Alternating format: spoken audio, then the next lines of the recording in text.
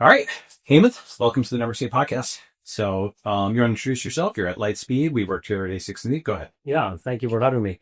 Been looking forward to this for a long time, Balaji. So for the folks that don't know me, I'm Hemant Mohapatra. I'm all the partners at Lightspeed.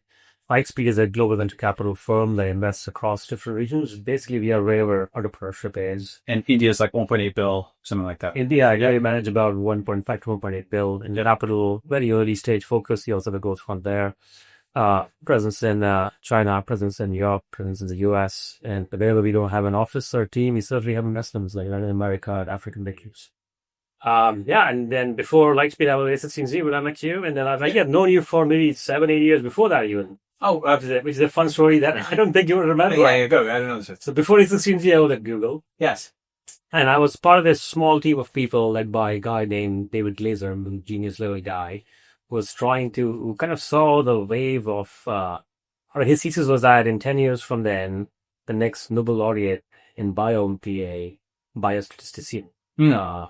Merix, not a bet lab. Which just happened with domesticics. It just happened recently, 2 years back. So, and what was Google's role going to be there? We were going to be the computer providers for that. Mm-hmm. So he pulled together a small group of people, and we called it Google Genomics. And one of the people you wanted to work with was a company called Council. That's right, my first one, yes. Yeah, so you were there. So I remember getting on a bunch of phone calls, trying very hard to get in touch with you, and then getting on a phone call with you, trying to convince you to use Google Cloud to do all of the analysis. I may remember this. That's right. And I think we were using AWS at the time or something like that. Probably. And I was just like, Google was great, but I remember actually, was that the time of App Engine? App Engine was popular there. Yeah. And the problem was App Engine before Google Cloud was something that if you're just doing exactly what Google wanted you to do, it worked. But then if it was almost like a blog where like, if you want to do just a blog, it was fine. Yeah. But if you want to do something outside of it, it wasn't right. It was just like Java. And what I think about Java is it'll let you not do anything stupid, but won't let you do anything smart either. Yeah. Engine was. That's right. And I think, cloud has obviously evolved a lot since then. And, with the whole genomics thing, by the way, what's funny about, sorry, were you going to say something more? No. Yeah. So with the whole genomics thing, that is a space which should be much bigger. And it's kind of been quietly growing. 23andMe recently went bankrupt, unfortunately, but, with 23andMe, Ancestry.com, like sequencing has really radically increased, right? But it hasn't increased as much as it should. Like everybody should have a personal genome on their computer. And so it should be an important file. It should be an app that's top of mind. And part of the reason it hasn't is that FDA attacked the whole space and basically said that you can't offer interpretations of genetic tests and results and so on and so forth. And we're now very fortunate that it's gotten beaten back because, with AI, you can now interpret genetic tests, diagnostic software can do that. It can do that better than a doctor can, right? The entire concept of, you can't use AI to interpret your own test results was a kind of thing that FDA would have blocked AI from doing and said it's an unregulated medical device. All those things have to be censored. It has to be bottlenecked through a doctor, right? So we may be able to take another crack at that now that the regulatory state can't block that anymore, right? Yeah. Or at least it's much less powerful than it was. And so AI-enabled medicine is going to be a big thing, but it required so much infrastructure to sort of break past the regulatory state, the American regulatory state, in order to do that. And I don't know if did you guys, was that on your radar at that time? No, not the regulatory part, probably. The regulatory part we did not care about. Yeah. Google did try a lot to get to what you would call the baseline study of human population. So they at least have a baseline genome kind of already. And then, because Google being Google, they tried it in a way that people did not like. Very sussed. Right. Couldn't trust a big conglomerate like Google, so nobody would upload their genomic data. This is a Google Health, and they tried it. Yeah, exactly right. So my team let a lot of that, and then didn't work out, and we wanted to build a federated data set that Roche could use at some time, or Pfizer could use, or Mayo Clinic could use for germline studies or specific, rare diseases, and where data really mattered a lot, and we just couldn't get there. That's the context of that. We met very briefly, and I remember I've tracked your journey for many, many years, and glad you paid in touch with me finally. No, it's good. And I think at E6 and Z, one of the reasons I got into BTC was because, and crypto and so on and so forth, is only when I started a company did I understand how big a deal the regulatory state was. And it was DNA that in a sense made me get into BTC, right? Because as an academic, the government is basically friendly to some of the .edu address. Once you've got a .com, they think of you as like an evil for-profit company, especially in a regulated industry. The regulators are like the police, right? And if you understand how there can be sometimes bad police, you understand how there can be bad regulators, right? And so this was something where I realized actually, do you go and try and reform this? Do you make this or that edit around the process? And certainly people have tried that, but ultimately I realized it's actually easier, just like it's easier to start Bitcoin than reform the Fed. It's actually easier to do that, right?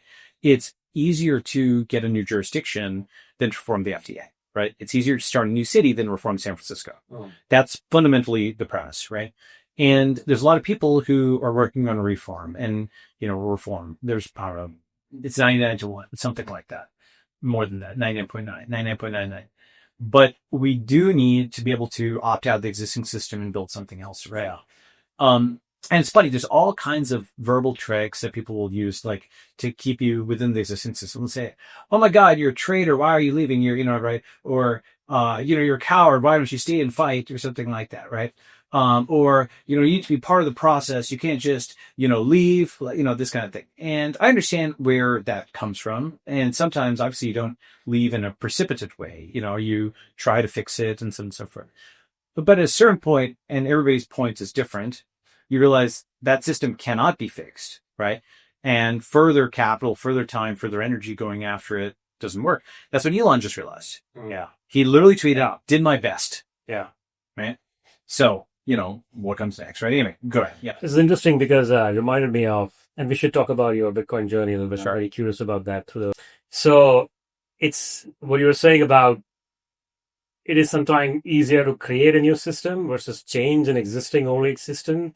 It seems to be true as long as almost as far back as Indian mythology has been around. And even then, it was easier to build a new heaven versus to elevate yourselves into the old heaven. So it makes sense that you're trying to do what you're trying to do. I admire you for that. Yeah, well, thank you. I appreciate that. And I think, one thing I want to do is actually, so speaking of India, let's maybe, why don't we talk about India for people who don't know anything about India, and then India for people who know something about India, especially Indian tech, right? So, the thing about India is for people who are Anglophones, right? Like basically English speakers, they could essentially, especially Americans, not the British, of course, because they had a long history with India, but most Americans, many Anglophones could ignore India until pretty recently, right?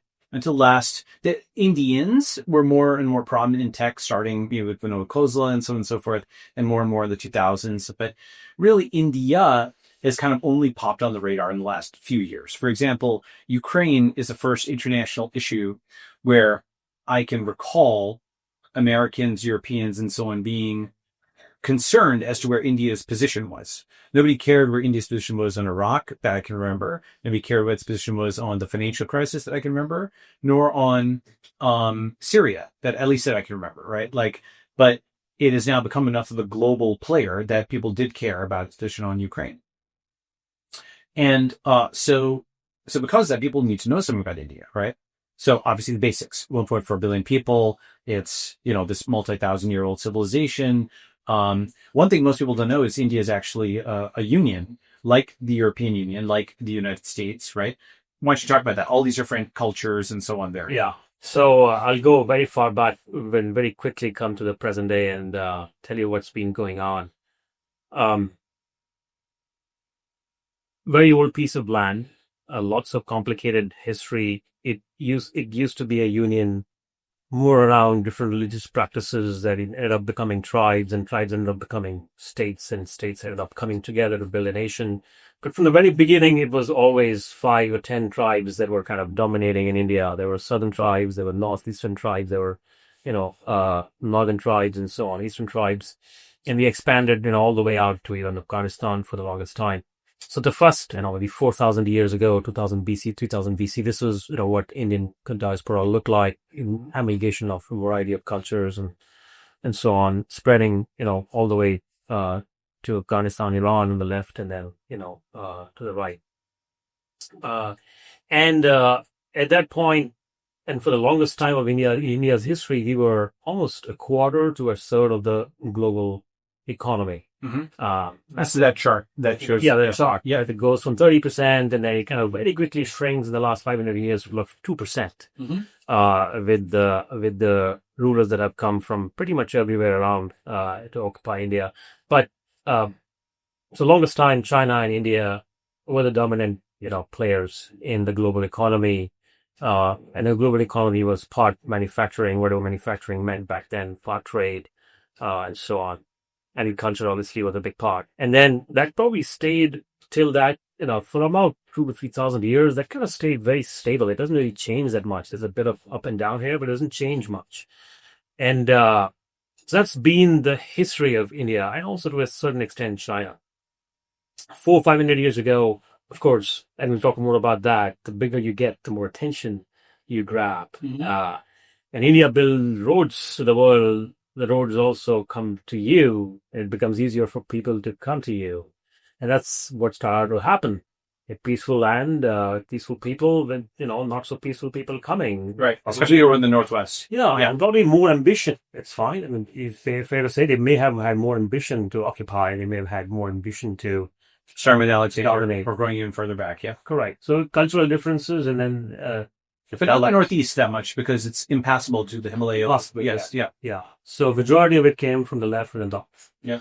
And then once a state like that, which is anyway a loosely put together group of people that are somewhat cooperating versus collaborating, when it starts to crack, the cracks don't, disappear very quickly. So we had, one crack appear, with the Islamic State coming in and occupying, and then that crack continued to sort of, expand from there. And then, of course, the Britishers came, and at one point, I don't know the math, but then they took out about $40 trillion of, some very large number, in today's dollars back to, their dominions. And then India basically shrank from being a, high per capita GDP country with manufacturing, trade, agriculture to basically, subsistence level, GDP. And primarily a resource state for other countries. And then this is fast forward to maybe 100 years ago, right? 50, 70 years ago, roughly. And then we got independent. From independence to now, and I had this story of how states change shape and philosophy. I feel like, and maybe this has happened with other countries, and we should talk more about that. You have this period of shape. A country goes through a period of shape.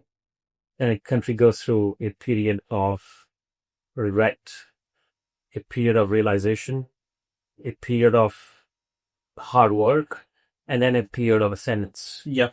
And these things can take 70, 80, 100 years sometimes. It depends on a lot of factors, of course. It's interesting you say regret, right? Because I would not... So the realization, I'd say in 1991, when India liberalized, hard work may last 30 years, and now ascendance, right? Why would you characterize regret as, or is that not the right word? I call it socialism. Yeah, right. Socialism. Yeah. I don't know if the population regrets it. I certainly think people who could have taken decisions differently might regret it. But sure. There's certainly an element of shape. That we messed up. Yeah, we were that. Right. I mean, look at our history and all that, and you carried it with you. But then you look at the present and like, oh my God, like I'm a 2% GDP country, right? Like world world, and where was I? In my own memory, you would say 100 years ago, you probably were in powerful state back then. So that regret leads to, hard work and eventually hard work. Once there's acceptance of we're not great anymore, and we mark down and we're at zero, and kind of people quick thrashing and screaming, they're like, okay, we have to build our way back up, nothing but for it, right? Yeah. And, it's funny, like Argentina seems to have maybe bottomed out and may finally be there. Yeah. El Salvador maybe bottomed out, and now it's like on its way up. China bottomed out, it's on its way up, Venezuela. Well, is Venezuela improving? I don't know if it's bottomed out. Yeah, but they definitely have crashed, right? Vietnam bottomed out and is on its way up. So yes, okay. So basics, India has, so one thing, it's a union, right? So a lot of people don't know that India has, like, in a sense, the difference in like a Tamilian or a Telugu person and a Gujarati is like the difference between a Italian and a Finn, Yeah. right? Because like, the North and the South, like these are pretty different cultures. There is certainly now an Indian union, and people travel from one part or another to India, trade across India, and nobody really thinks about it. There's a currency union with the rupee. There's transit links. English and Hindi have become nationalizing languages. People marry across various religions and, regions and so on and so forth, actually pretty frequently. And, so all of that, the union has actually become a real thing. Yeah. In a sense, India is more unified than at any point it's ever been in its history, I think. Yeah. Would you say? I feel like it's a little bit, having lived in Europe for a while, I feel like it feels like the European Union Yeah. with More nationalism than Europe. more nationalism. So European Union with more fluid and weak memory of individual cultures that don't go as far back. Interesting. Because I'm from Orissa, but I know there is a culture like from Kalinga days, like thousands of years ago, where Ashoka was part of that and all that. I would have such a strong memory that attaches me to Kalinga. Interesting. But a German would probably go by thousands of years and remember what. You're an Italian, has Rome and Yes. stuff like that. That's right. So if That's interesting. yeah, There's less cultural memory. there's less cultural memory, even though it's loosely put together union of states. It has less cultural memory specific to the state. I guess language is the main one. Language is the main So one. Gujarati, Malayali, Correct. right? And there is some literature that is more specific. And I would say maybe even in the last 50 years, that memory has faded.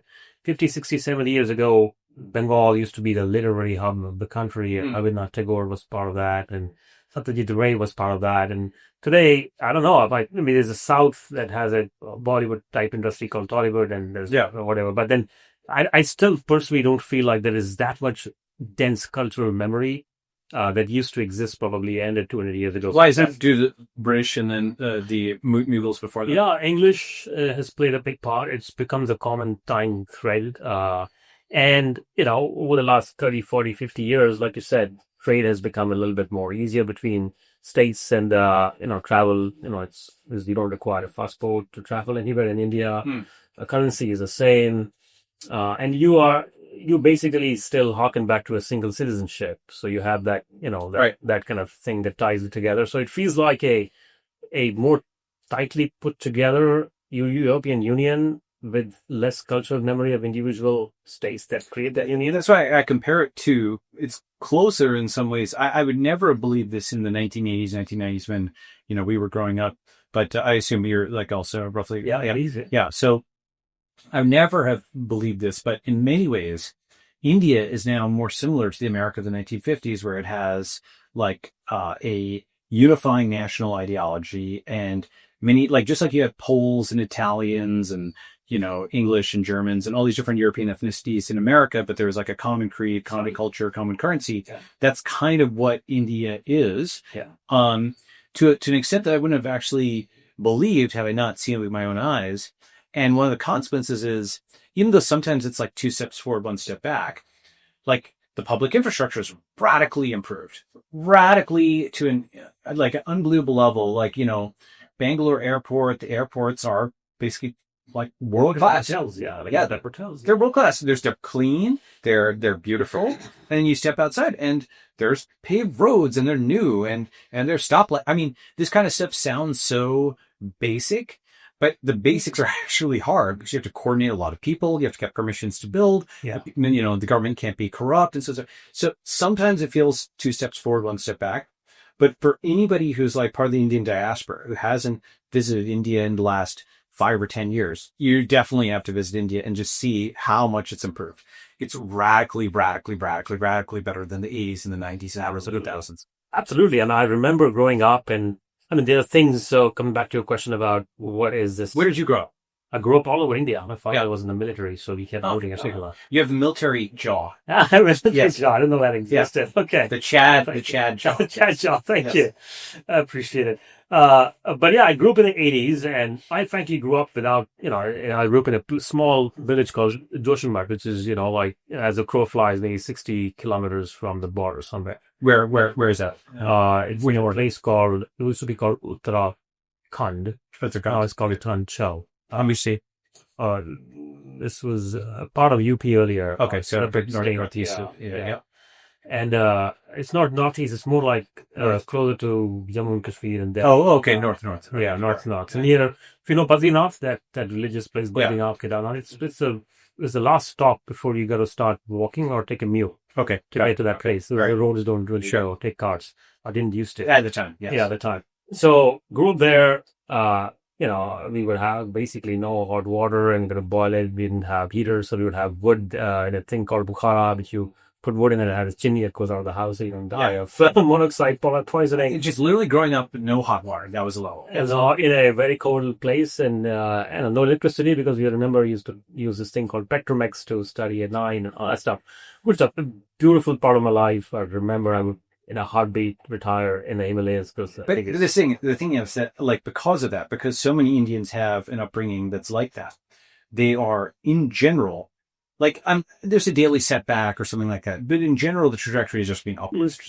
Yeah. Yeah. You're absolutely right. 2 steps forward, 1 step back, sometimes 2 steps back, but there is absolutely a crediting ferocity that's happening in India where, like, gradually you are ferociously moving up and up and up. Yes. And From no hot water to finding hot startups. Yeah, finding hot startup. Yeah. So now let's fast forward a little bit from the 80s, 90s, which was, I would say, maybe the transition period for India when in the 90s, Manmohan Singh kind of opened up the economy and then, foreign companies could come and, create competition in the local economy before what was called license Raj. Like to get a license, to do a business, you had to get a license from the government. It was kind of ridiculous. But glad I was not a VC back then. I don't think you could ever do anything like that. But risk taking was essentially not allowed, frankly. A lot more socialistic. 90s we opened up, and then I think since then, we were, I don't know, maybe $500-600 million per capita GDP country, and now we are sitting at roughly 4 trillion. And a lot of that growth has happened in the last, 10 to 15 years. And we've gone through multiple regime changes and demographics have changed. And now I feel like now it's coming together in a way where society is hungry. There is a government that is not a group of politicians who are politicking. It feels like in good number of pockets, it's a government that is interested in administrating. Because for India, that's a big thing. Like the government is actually now interested in building the platform that Indians can build on, right? As opposed to just taking the money or what have you. Like they've come in a positive direction, which is, it's way easier to have a government that goes corrupt than to have one that actually ascends and becomes, better. Yeah. And it's been a journey, and I can tell you very openly, as corruption is still a problem in India. Maybe the low level stuff is still hard to do, but again, the whole point of being, stepping forward, or slowly we're stepping forward, but not moving back. I think that feels like it's a monotonically increasing pace that India is at. And I was in the US. I grew up in India. I was in the US from 2003 till 2018, and I moved back in 2018. And I remember writing about it online. A piece that, even if you Google return for India, this still shows up in the first page. And I was quite shocked that it showed up because I was getting so many people thinking me on LinkedIn. I'm like, how are you finding space? And I remember Googling it out. This is actually become a popular piece. And I remember talking about it that when I moved back from US to India in 2018, I had to change very little about my life. I replaced Hulu with Hotstar. Mm-hmm. Netflix worked in the US the same way in India. Amazon worked the same way it worked in India. I had to replace Lyft with Ola, and Uber works exactly the same. And I still have my US credit card on my Uber. Yeah. Because there's no EDP stuff going on. It just, goes through. And what else? Like, WhatsApp as payments and all those things just worked out completely fine for me. That's because I think internet first is actually the way I think about the world versus country first, internet first, right? Yeah, that's a great point. I was living in it. I didn't realize it. I was not living as much in the physical infrastructure as I was living in the digital infrastructure. Yes. In the US. And all I had to do was I literally moved back with 2 bags. It's 2 bags of 15 years of life. too big, bad. We had to buy it or own it. It was the offline stuff, the Fiat stuff that took longer. The cloud stuff, you could just log in and get back to work, right? And I had no house, I had no car, no scooter, no motorcycle, nothing.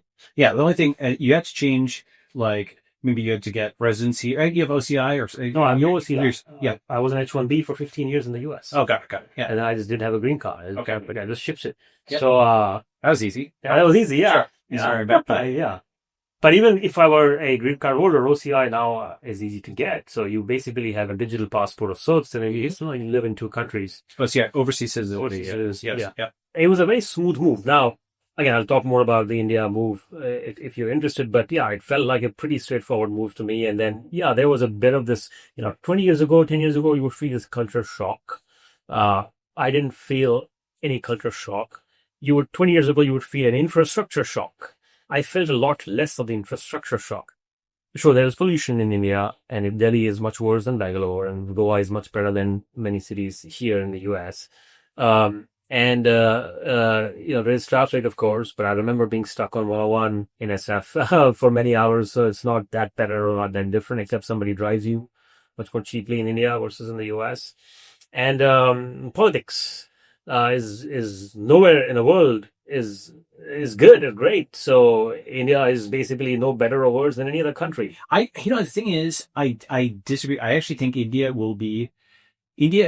is going to be, I think, a dark horse in terms of it's surprisingly well run. What's one example? The votes for the recent election, they were counted in a day, right? For a 1 billion person country. And so while the US, it took like weeks, months to get it done, right? And that just shows that state capacities on some axes actually flipped, right? UPI is very, very good. Other is very good. You can have criticisms of these systems, but an identity system that works for 1 billion people, a payment system that works for 1 billion people, a voting system that works for 1 billion people, that's pretty good. Yeah. Right? I mean, ISRO has landed a probe on the dark side of the moon. Yeah. We have these new, trains. We have these new, highways and stuff in India, all this kind of stuff that, the airports, right? And yet it's still at the J curve. It's still at the bottom of the upward trajectory. And the way I think about that, and I'd love to know your thoughts on it, is now that Reliance Jio, we have the cheapest 5G internet service in the world, right? And all of these things we observe in India, and that's actually quite new. Yeah. What else am I missing? Those are pretty. There's a whole tech ecosystem there, right? Yeah. Good. Yeah. What else? Yeah. So, absolutely right. You're not missing anything big. Maybe what I would add to that is India, a bit the geo thing that happened 9 years ago now. I think India has one of the most digitally awake population in the world in terms of volume and the time they spend. Just say a few words about Reliance Jio. Yeah. So in 2015, Mukesh Ambani, who was, one of the main guys at, the biggest conglomerates in India called Reliance, basically took this generational bet. He said that I'm going to spend 10, 15, $20 billion and literally put it into the ground. He dug up places because, you can't, when you're that big, you can take anything you want and the government will let you do it. But he did it in a way that actually was quite strategic and really has changed the nation's trajectory. He essentially provided literally free internet to the entire country. In India, for folks that don't know, the price of 4G and now 5G is, let me tell you what I pay. I pay about 170 rupees per month. And that about $2 odd, roughly, for 5G internet. For 5G internet, and I have a 3 GD per day limit. So you don't hit that, basically. I never hit that. Yeah. And if I don't hit it, sometimes there are some plans that it rolls over to the next one signal and watch TV on Netflix on. It's like basically 100x that amount in the US. Something like that.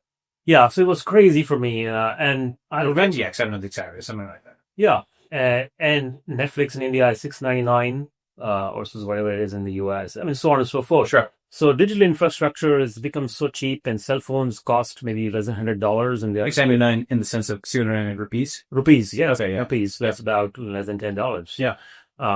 So when Jio essentially digitize the entire country, they became the rails on which everything else kind of got built out. Quasi-public, quasi-private infrastructure. Quasi-public, quasi-private. They had the spectrum and kind of all that good stuff. And now we've got world's cheapest phones, and then most people have several phones. Like, I know people that are in the up and coming part of society that actually have two phones. You drive in a auto rickshaw in India, you'll have two phones, one for Ola, one for Uber, and you can take rides on both. And these are both phones that probably cost less than 10,000 rupees.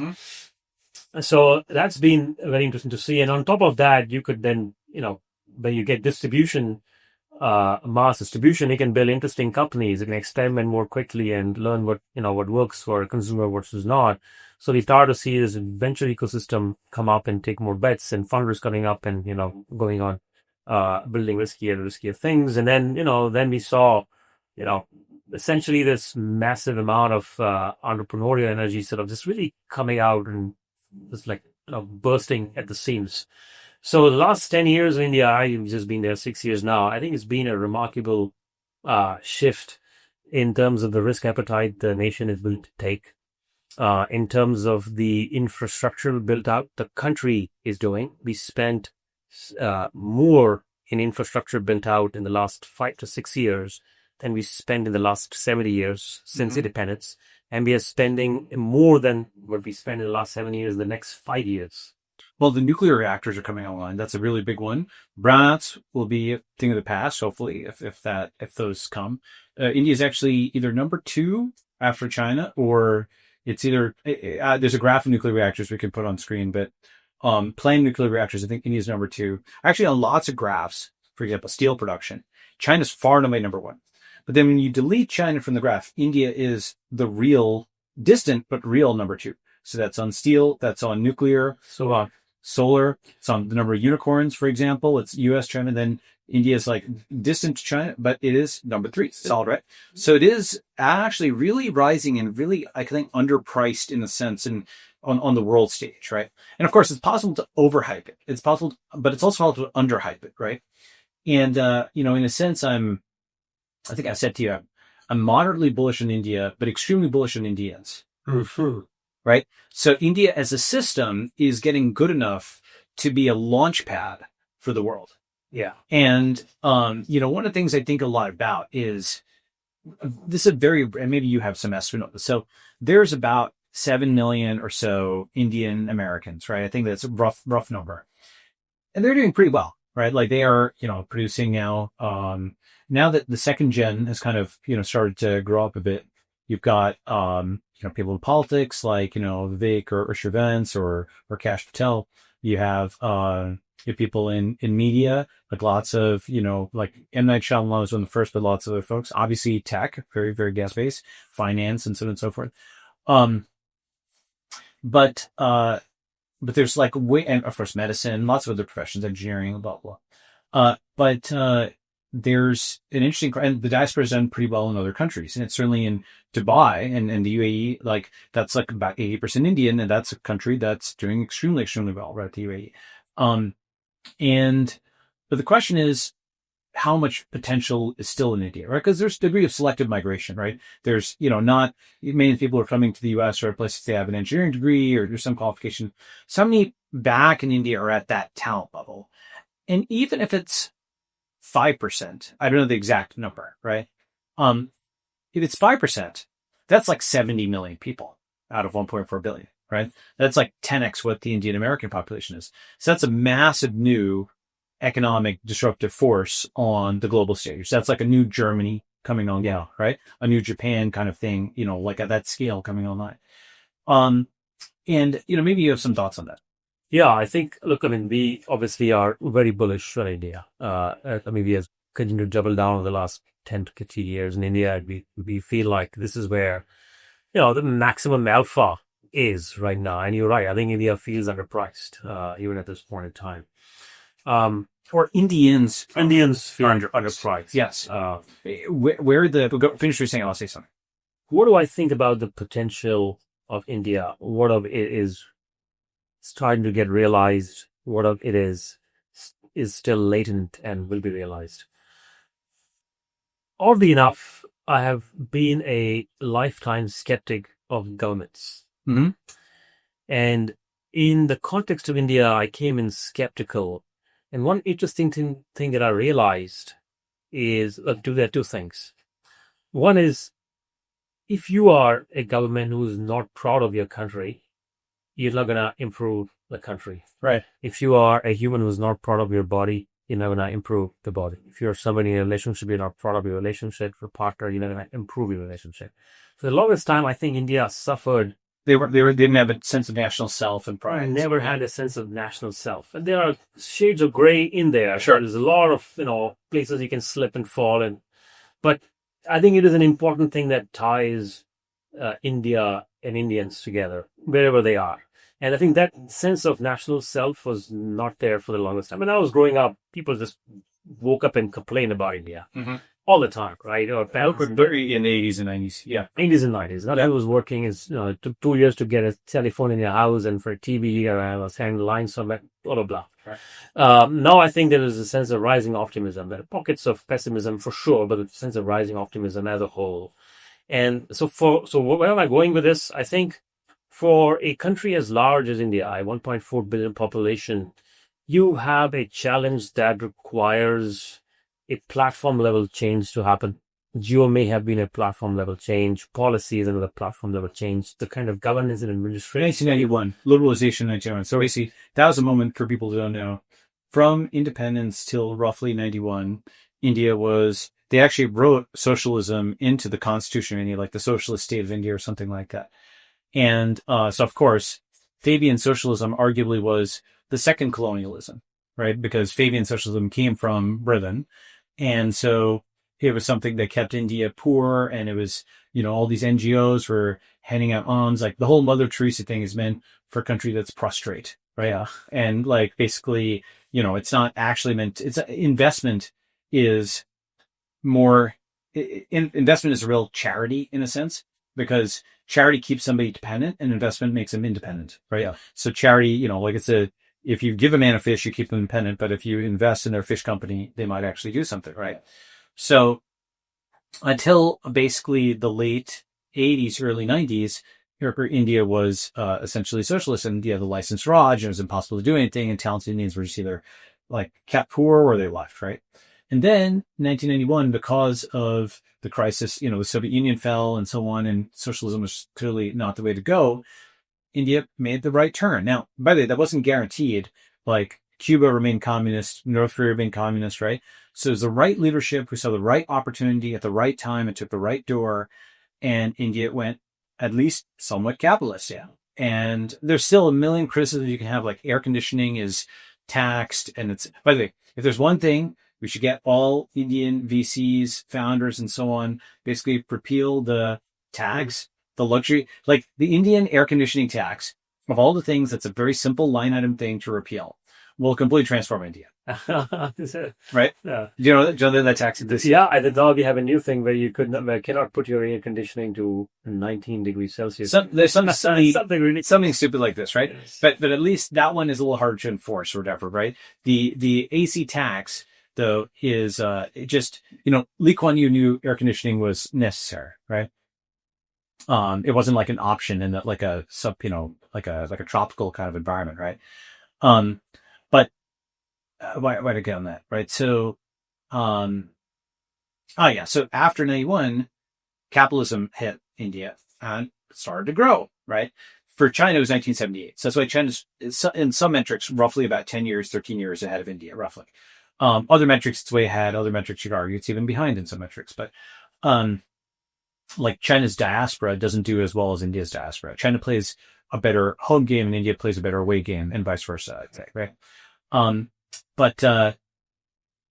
So that was the moment that India turned capitalist. That's why India is actually rising now. And I think over the years to come, China was always the number 2 communism after the Soviet Union for, decades. But then the Soviet Union made a bunch of bad decisions and basically tried to ideologically reform before economically reform. And then it just blew apart in the late 80s, early 90s. And then China, in a sense, became, quote, the leading brand of communism, right? Even if it doesn't export communism, even if it doesn't think its system is the ideal system, it became the leading brand of communism. and Vietnam and others, like basically all look to China or what have you. And now I think we're on the verge of something similar happening in the Western world, where the US and other Western countries, like what they call democracy, is going to financially, socially, politically, physically melt down, right? The sovereign debt crisis is going to hit.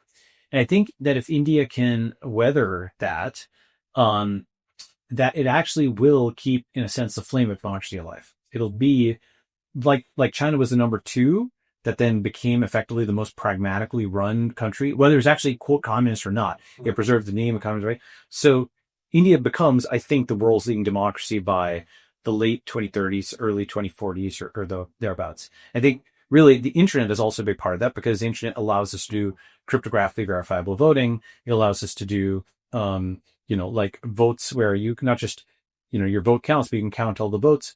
So the internet also is a big part in kind of guarding quote democracy, because communism will be very strong. Chinese communism, I think, will be, a lot of people will think that's the way to do things after this sovereign debt crisis. And I think it's going to overcorrect in that direction, and we'll have to have a counterbalance to it.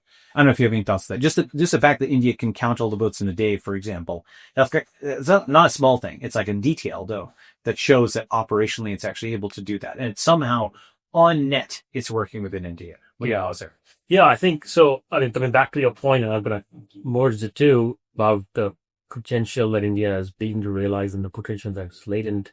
I do think some of these big shifts happen when big bets are taken, and some of these big bets can be taken by large conglomerates and large governments and policies and all of that.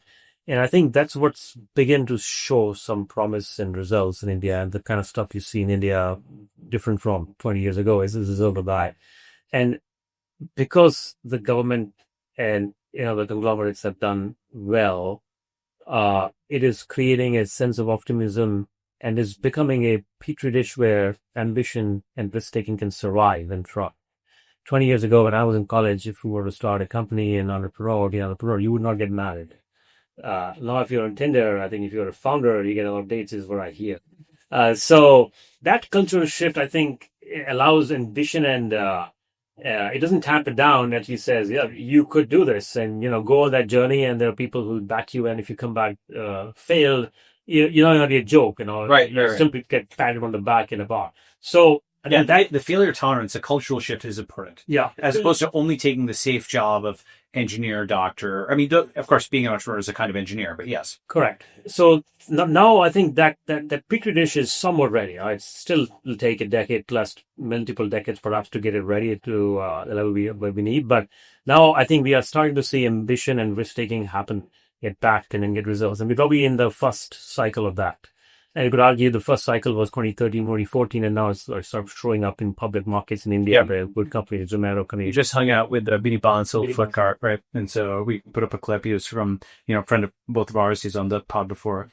And basically, he was the first large exit in India, right? $18 billion for Flipkart, and kind of showed it was possible, right?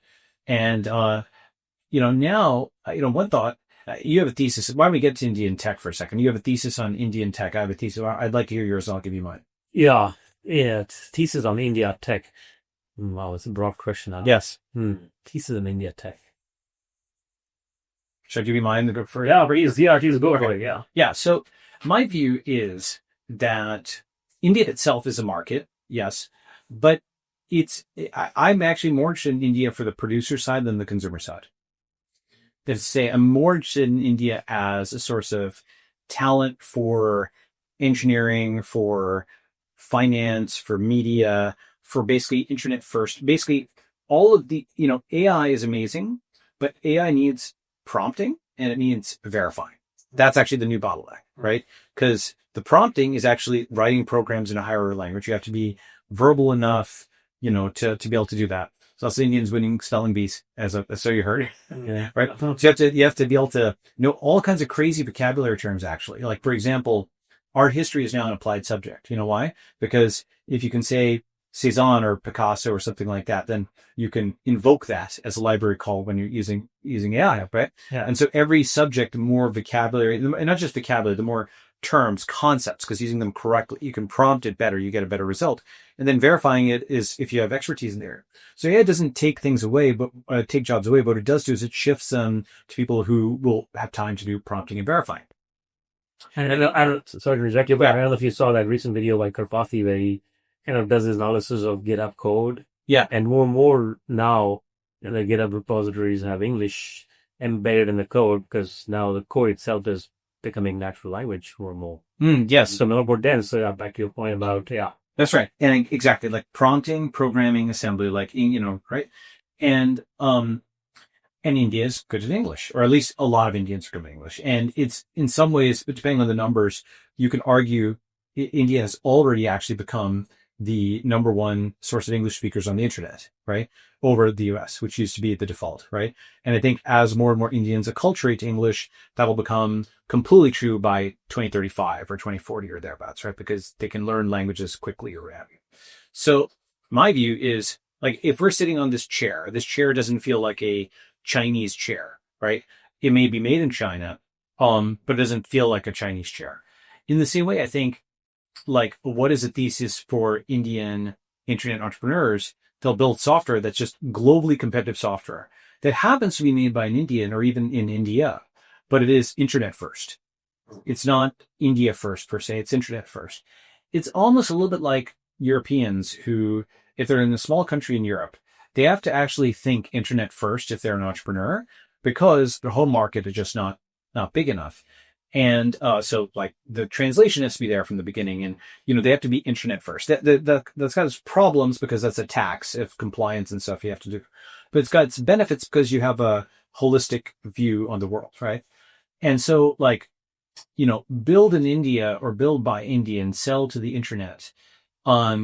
That's the kind of business I'm interested in investing in, which is an internet first business that happens to be founded by Indians. Now, of course, sometimes it may turn out that something like Ola, for example, has necessarily got a very local and geographical component, right? Some businesses will be built which are, necessarily going to be domain or geo-locked, and you have to start there. And I'm not saying India is a pretty big market. You can definitely get to a pretty large market over there. But I do think internet first is the way to go. And I think crypto is going to help with that a lot because it means global rule of code, right?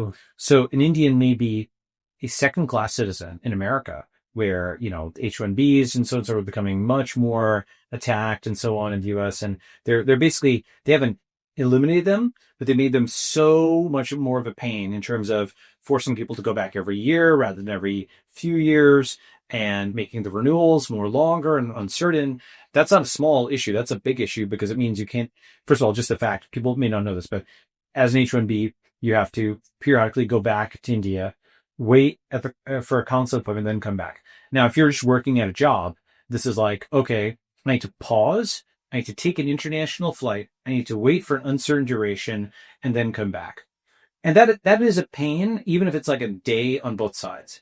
If it is an uncertain multiple month thing over here, you can easily just lose your job. In the US, it makes hiring an H-1B something where the bureaucratic overhead means you wouldn't do it, right? So their point is to make it, their goal is to make it disadvantaged enough where the program still exists in name, but not in substance, right? So as that door closes, and I don't think that Indians should go to America anymore. I think if it's just like a big not welcome sign is being put there. If you're a CEO, much of the American left hates you. And if you're an Indian immigrant, a good chunk of the American right hates you. So just listen, to the signals there, right? And just don't go to America anymore. And this is true for many other countries as well. Like even German tourists are getting strip searched and what have you, right? America does not want immigrant entrepreneurs to come there anymore. It just doesn't, right? So where do they go instead? Somewhere else, right? And so we have Network School, we've opened that. There's Dubai. There's tons of other countries that have digital nomad programs. And of course, there's India itself. And finally, there's the internet, right? Which you can be on from anywhere. You can be a digital nomad, right? And I think that shift, I'm starting to see that shift. Somebody posted the other day that like there was two really great Indian entrepreneurs that just chose to, not take their US offers, just, stay in India instead. And I'd love to hear or go to Dubai or go to Singapore, go to something like NS and so on and so forth. I'd love to hear your thoughts on that. Yeah, first of all, I do agree how hard you came back. I came back. Yes. I was in the US. And you're an early adopter. Or yeah, that's right.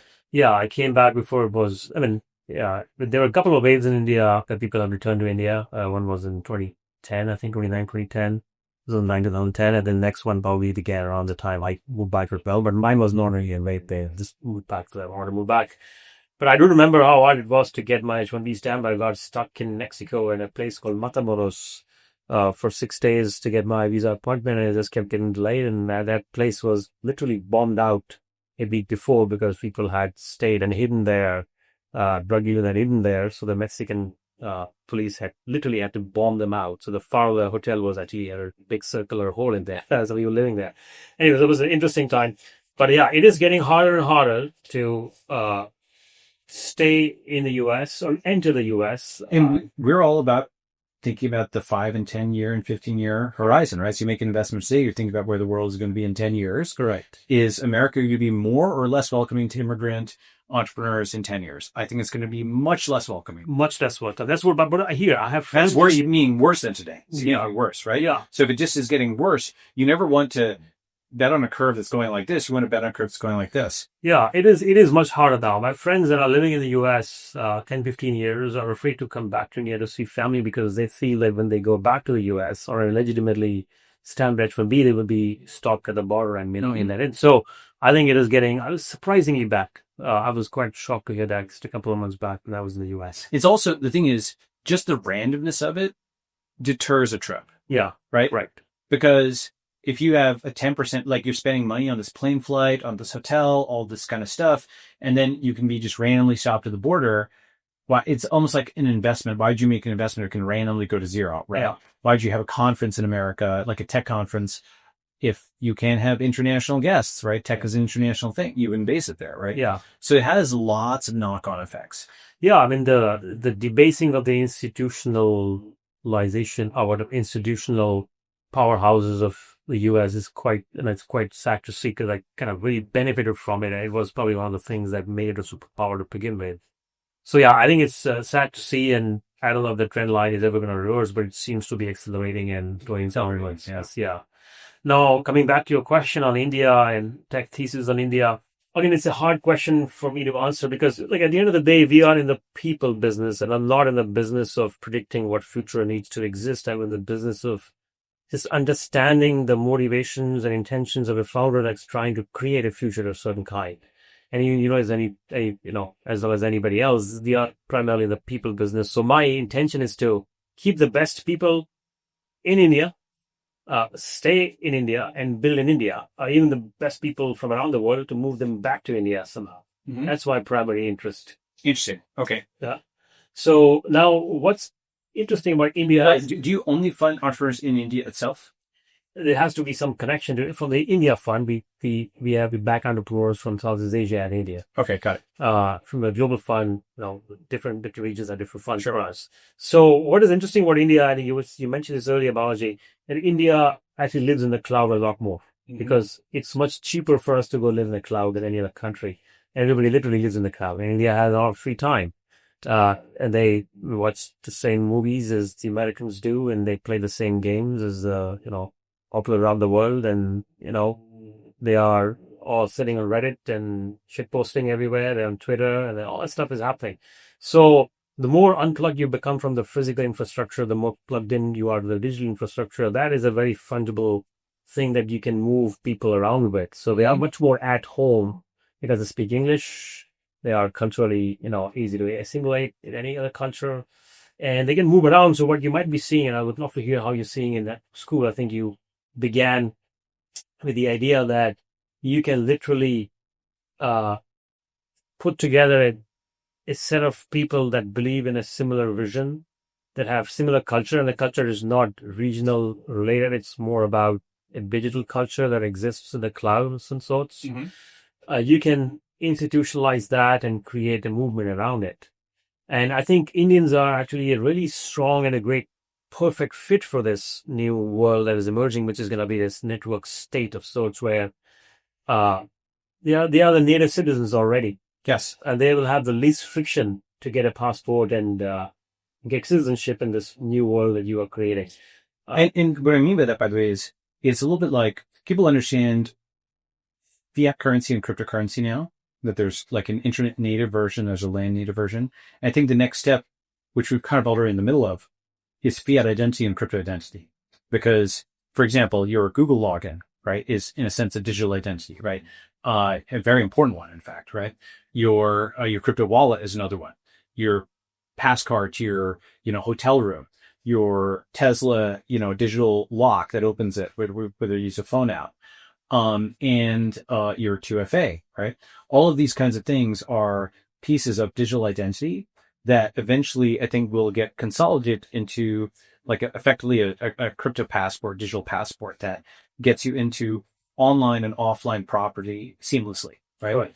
And India's part of the way there with Aadhaar and other things, right? Like that actually can log you into online services, but it also gives you offline, right? Yeah. And they have what's that thing at airports where it's just like face recognition? You get DigiYatra. Yeah, DigiYatra. Does that work? Yeah, that works beautifully. Yeah. I don't have to carry my. It's out talking about it. So DigiYatra is this digital identity that it essentially scans your face at the airports, and then now you are in the system, and then you don't have to carry your passport. For international travel, you still have to, but domestic travel, you don't have to carry any identity proof. So what you do is you just stand in front of the screen, and then it takes your it scans your face, and the door opens, and you get into the airport. And it used to be a few years back, and it still is there for majority of the airports in India. You have to show an identity. You take your wallet out, and you carry. If you forget your identity card, then you got to go back home and pick it up. And today I don't really carry any identity card with me. I actually don't really carry my wallet. I do really remember carry my wallet when I'm in Singapore right now or the US, and I tend to forget.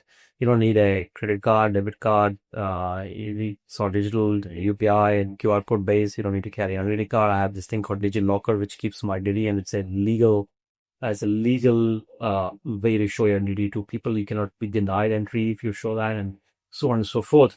So now, when you combine this digitally native, cloud native population of very, very young people, really hungry, really ambitious, and you combine that with the infrastructure the government is providing, combine that with the venture money that is then to take risks with very young and unproven founders. And they're also pretty capital efficient there. Very capital efficient. Yes. Right. Then you get this. That's where the future of India is. And on top of that, you have this fast growing middle class with higher and higher disposable income. And frankly, India has obviously multiple parts. There is a really, really rich part of India, has very high per capita GDP. There is this middle part that behaves differently, and there is a bottom. The bottom is really quickly coming out of poverty and below poverty line. It's coming out of poverty to have some disposable income. And then they are very, we are aspiring to be somewhere the one or the middle. What does that mean? What it means is they want to go take their girlfriends or boyfriends to a movie once in a month, once in 6 months. Great. Take them out to a lunch or dinner in a small restaurant. Consumption is starting to increase. Yeah. Yeah. If you look at the number of iPhones India buys every year, it's quite massive. It's surprisingly a state. That's another important stat that I was surprised at seeing recently. India's risen from 1% to 20% of iPhone manufacturing. Yeah. Which is, again, it's like, it's rare that something keeps surprising me to the upside. Yeah. Like as you said, like governments, things tend to, somebody said something like, India disappoints both the pessimists and optimists. And optimists, yes. It's absolutely right. It's true. It's been true for India for the longest time. It probably won't be true forever. But that's what's interesting about India. Now, why is that happening? Look, 10, 20 years ago, my parents really saved up their entire savings to buy a house or for somebody's marriage, or they would buy gold, or they would buy a vehicle. The new India doesn't care about that. Nobody wants to buy a house. The young kids don't want to buy a house. Interesting. They don't care. They don't want to have possessions. They want to rent. Yeah. Now, to wear gold in public is tacky for the young people. So they don't want to buy gold and keep it in their locker. So where does the money go? They don't want to buy a vehicle because they want to just take Ubers everywhere. Like, who cares? So they are internet first. They've leapfrogged into that. Yeah, they don't really, they want to plug in, plug out of infrastructures, banking infrastructure, vehicle infrastructure. So the lifestyle of sort of the San Francisco tech guy is actually the default lifestyle, albeit at a much lower price point, but actually comparable quality, honestly. It's like maybe 10 or 100x in some cases cheaper than California, but it's comparable or better quality in many cases. Like food delivery, like Uber, all that stuff exists, right? You can be completely productive with great coffee, MacBook, air conditioning, everything there. And it's not like super expensive or anything. It's like accessible to a very large number of people. Yeah, and you can get all of this stuff in 10 minutes in the big cities. Yeah. And pretty soon in the tier 2, tier 3 cities in 10 minutes. Yeah. Because economics doesn't work out. Now, the one thing I will say is when people go to India, they'll find places, and there are plenty of places that are still, filthy or, there's like terrible streets and something like that. And that's absolutely true. And the way I've actually started to express it is India is like California in reverse. And what I mean by that is California is fractally getting worse, right? So everything that's old is like beautiful and it's got like amazing, Spanish roof architecture or its beaches. But everything new is like in California, it's like a homeless encampment. It's like a burned down town. It's like a Waymo set on fire or something like that. It's like the new stuff is bad. Most of the buildings that are new are bad because they're not buildings. They're destroyings really, right? And in India, it's opposite. The older it is, with some exceptions like the Taj Mahal, which are really, really old, right? But in general, the older stuff is like, it's like a slum or it's like a, bad street. Though poverty is radically reduced in India. Like the rate of extreme poverty has dropped off a lot, right? So it's like, it's like a messy street or something. But the new stuff, it's like a shiny new Apple store or it's a new restaurant or something like that. And importantly, a lot of the people are very, especially English speakers, and of course not everybody speaks English and so on, but a lot of people do, are very au courant with internet memes. They're like, they're extremely conversant with everything that's happening on the English internet, right? And so that's surprising to people if they haven't had, time to, they may, because people type without an accent. Yeah. Right. You type without an accent and so they're completely conversant in written English. And there's like a slight accent within India. But even then, like, because Indians learn languages reasonably fast. So it's fractally getting better. That's kind of how I think about it. Let me know your thoughts. Yeah. Is that match? Because you've also lived in California and India. Right? Absolutely. Yeah. I think in India, you can visit 3 to 4 countries in a day if you wanted to. If you go to Mumbai, you can tier 1, tier 2, tier 3. Yeah, talk about that. Pretty much, right? So you go to a Ethanol, Shaw's, I think, formulation. Yeah, I think he mentioned that perhaps, and then our friends at Bloom Ventures, Sajid as that. Sure. I mentioned that in his recent, I think it was last year, a couple of years back, in his publication. He does a really good job of that. It's called Indus Valley Files. And I think he's got this really, really interesting observation that, in a single day, I don't know whether he said this or not, but it's my interpretation of it. In a single day, you can, if you go to Mumbai or Bangalore, you can land in an airport that looks like a 7-star hotel, drive on a highway that looks like absolutely brand new and flowers and trees on both sides and feels like you've come to Singapore. So you land in Singapore, you can then reach a city that feels like Mexico, in the middle of a sweaty afternoon, and then you could pass by something that looks like a Brazilian favela. Probably offended multiple countries in a single statement. But that's interesting in India. This is what, there is a pocket of massive improvement, and there is the messy middle, and there is But if we look at the graph over time, and so there was a tweet on Indian infrastructure that I put up that actually Prime Minister Modi retweeted that showed the for example, illumination, like lights or highways or, plumbing, all this stuff is just radically improving. Yeah, over a 10-year cycle, it's completely different. Yes. The 10-year cycle, the connectivity, the electricity, consumption, if you look at those graphs, if you look at the road network that you put this up, I remember seeing that, a train network, the flight networks, the airport infrastructure. We're looking at a 10 to 15-year graph. It looks like it's a radically different country. Yes. And you can still go, you can find whatever you want to find in India. The optimists will go find the Singapore in India. The pessimists are going to go find something else. Yes. Well, but the pessimists have, if you look at the graph over time, it is very hard to be pessimistic on it, right? And that I think is, unless you're calibrated on the trend line, right? It's kind of like people can take a beautiful photo. There's still beautiful areas in California. But the trend line from, because I was there almost 25 years, right? from 1997 to 2020, 2019, so 22 years, something like that, right? The trend line was just definitely like this. Like hadn't yet hit zero, but, and how long were you there? You were there from 15 years. 15 years. So 2003, 2018, right? So you definitely saw it towards the end. It was like much, much, much filthier. It's a world, yeah. Different world, right?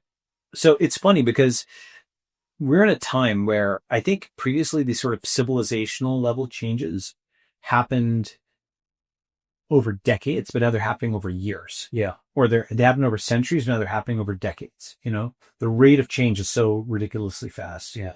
And we can quantify that actually. Like, have you seen the graph of, for example, I think it was, whether it was internet adoption or actually no, it was e-commerce. E-commerce spend had been growing as a percentage of total spend X percent a year until COVID.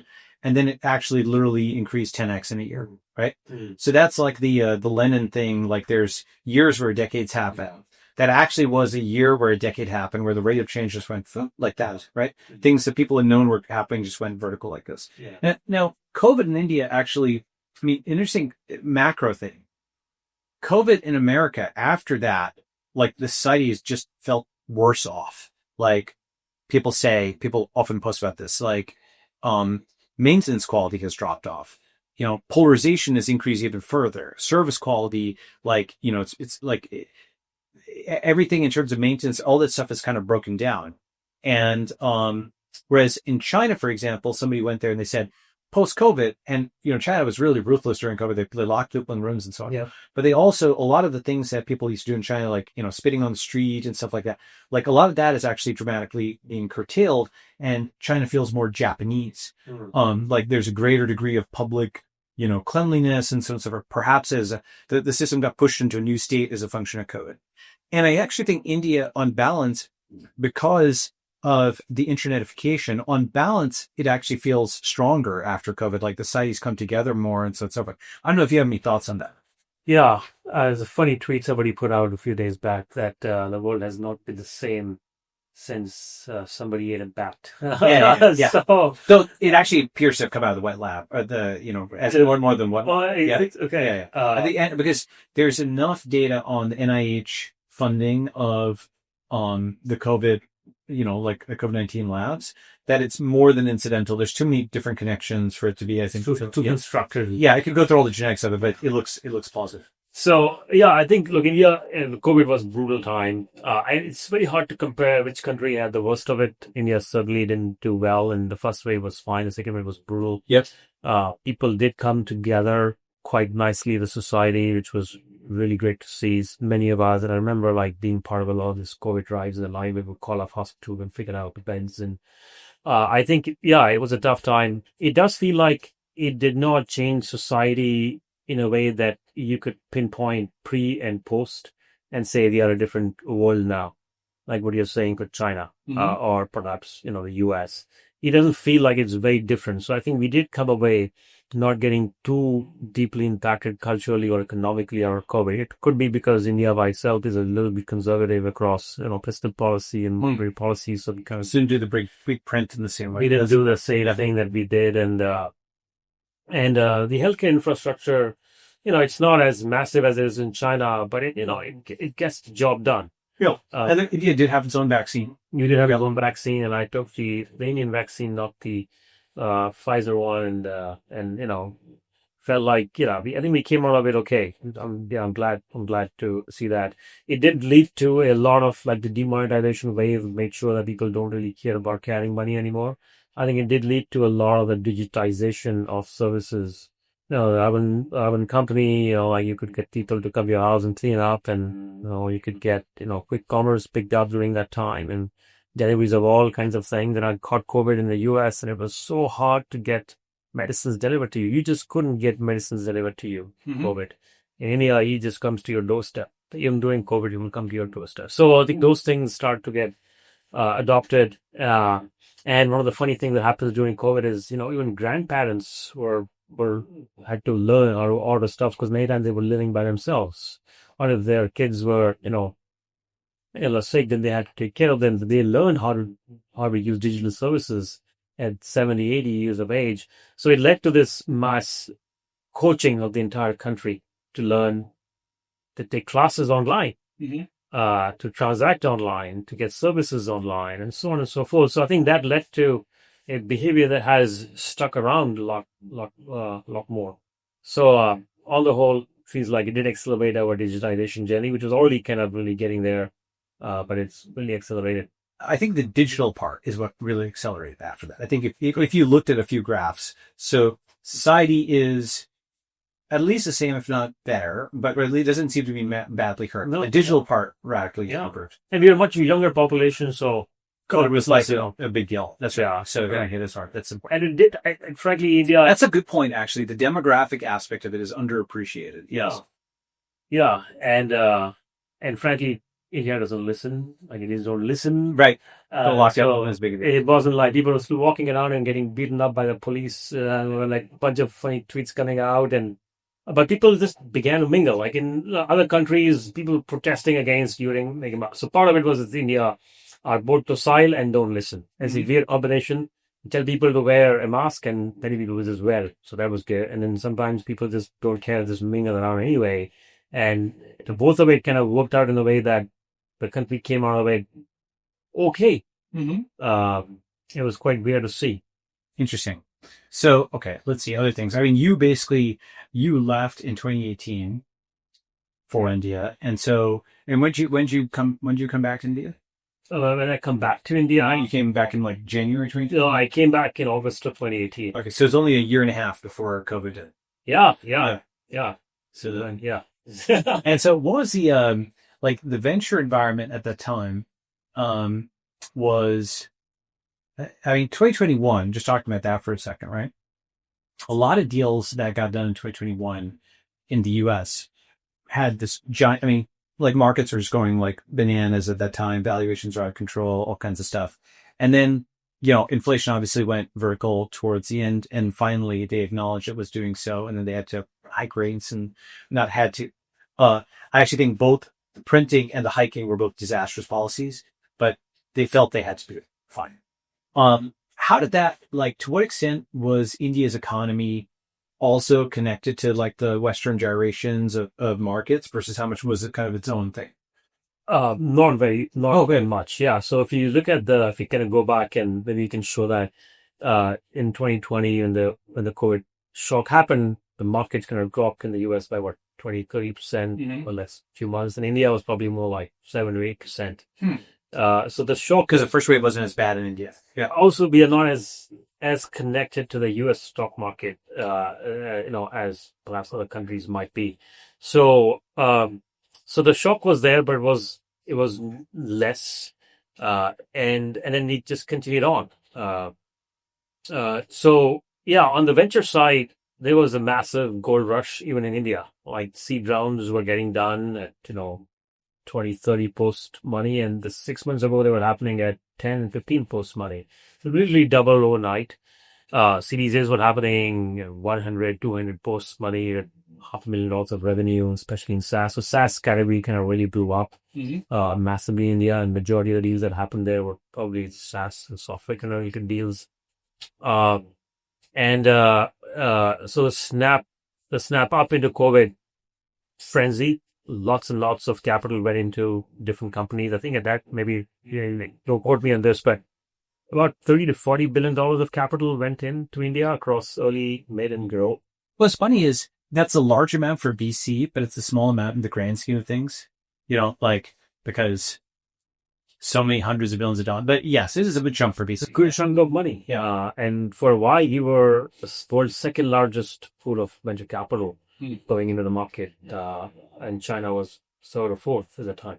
So I think now we've kind of stabilized, and the snap back out of COVID was also very brutal. Many companies, going into COVID, especially if they were offline, right, really struggled, and then they use the time. The good management teams use the time to really, get leaner and get more hungry and powerful.